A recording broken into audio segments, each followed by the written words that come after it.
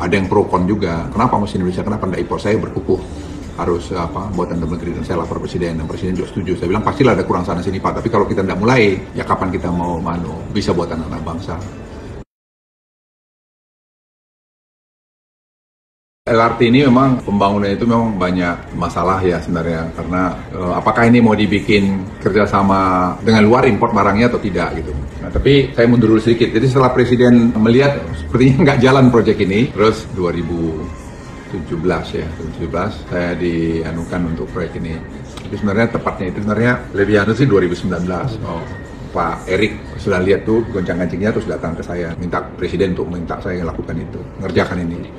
Ya, tapi permintaan saya memang waktu itu kita harus lakukan, harus buat lokal konten, jadi buatan dalam negeri. Waktu itu kan mau impor sana sini, tapi saya bilang enggak, kalau ini saya ngerjain, saya mau dalam negeri. Ini kita bikin task force lah, Profesor Satrio, ya, saya pakai orang Indonesia, Kiano, Minka, itu yang kita minta kerjakan. Dan memang dalam perjalanannya, bagaimana tadi bentuk lokal konten ini, artinya harus dibuat semua di Madiun. Nah, saya bilang sama Prof Satrio, bisa nggak anak-anak Indonesia buat ini, jago-jagonya dikumpulin, ya dikumpulin lah. Dengan Inka, kerjasama semua.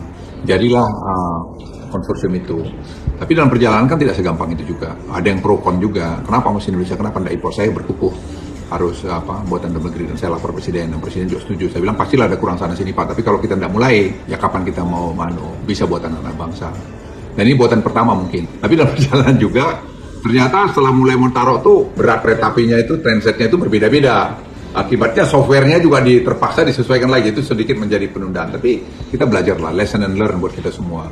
Tapi dalam banyak hal saya kira apa yang dibuat sampai hari ini ya sudah makin baik, terus membaik, terus dilakukan. Kita ketentu dengan Siemens juga, kita tetap ada minta asistensi dari luar lah, tenaga ahli yang sudah pengalaman.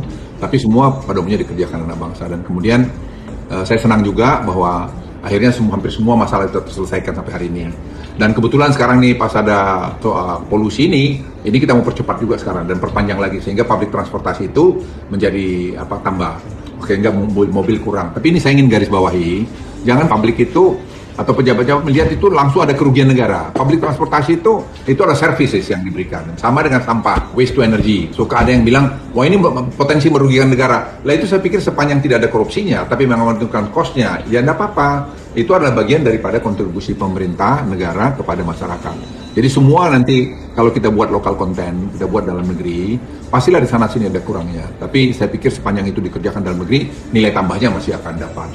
Nah, saya terus terang sangat bahagia sekali tadi karena yang ngerjain itu juga anak-anak muda juga di kantor saya. Dan bagaimana pembebasan tanah itu masalah yang paling sulit sendiri lagi, pembebasan tanah. Karena bisa harganya di markup di sana, tapi dengan tim ini saya lihat semua bisa berjalan dengan baik. Saya pikir ya selamatlah pada Republik, dan juga konsistensi Pak Jokowi yang memberikan kita ruang untuk tadi melakukan semua. Ada Kementerian Perhubungan, BUMN, semua saya kira bersinergi menyelesaikan. Jadi saya selalu percaya kalau kita semua bersinergi dengan spirit untuk baik, mestinya jalan.